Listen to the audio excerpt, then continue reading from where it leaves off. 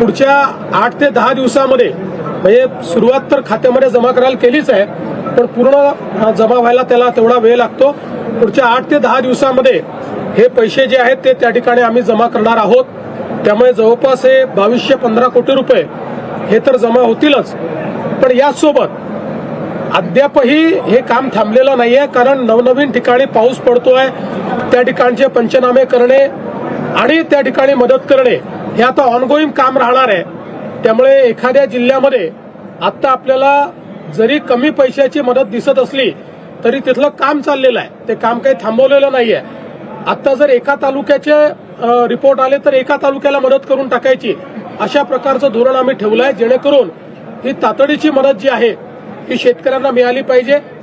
यासोबत मृत्यू असेल किंवा दुर्दैवी घटना असतील त्याला मदत करण्याच्या संदर्भातले अधिकार हे जिल्हाधिकाऱ्यांच्या स्तरावर दिलेले आहेत.